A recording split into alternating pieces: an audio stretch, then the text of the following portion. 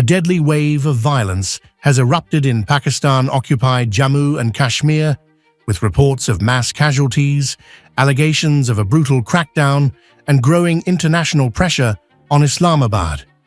At least 30 people have been reported killed in just 2 days during unrest surrounding assembly elections in PoK.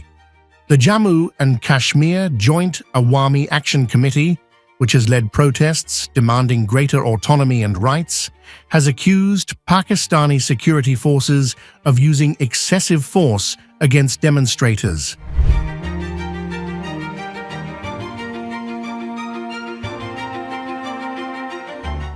The violence unfolded as the region headed to the polls under the shadow of political unrest, allegations of intimidation, and a prolonged communications blackout. For weeks, protests have swept across PoK, with residents raising demands over governance, public services, and greater political representation.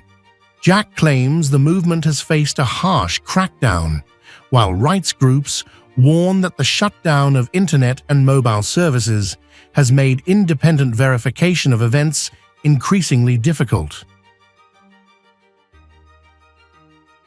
Amnesty International has now called for a transparent investigation into the reported use of force. Amnesty has urged Pakistan to restore communication channels and allow independent observers and media access to the region. The controversy intensified after Pakistan's Defense Minister Khawaja Asif defended the government's actions.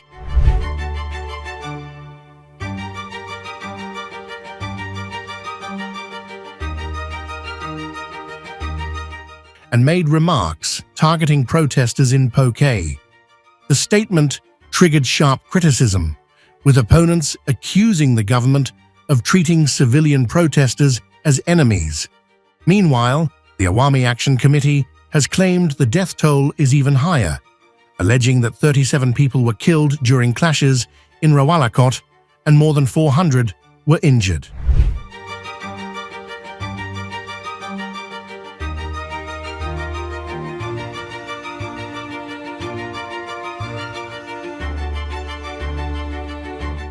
AAC leader Umar Nazir Kashmiri alleged that security forces opened fire on a peaceful march where protesters were carrying white flags.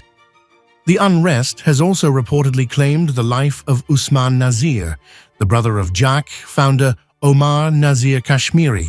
The crisis has now spilled beyond the region, with PoK diaspora groups staging demonstrations outside the Pakistani consulate in Bradford.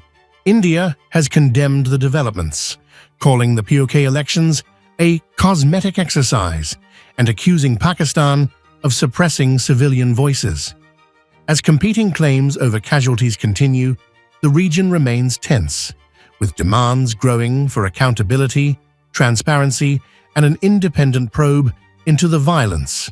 The question now is whether the crackdown will end the unrest or fuel a larger movement against Islamabad's control in PoK. If you like this video, then like, share and subscribe to Mirror Now.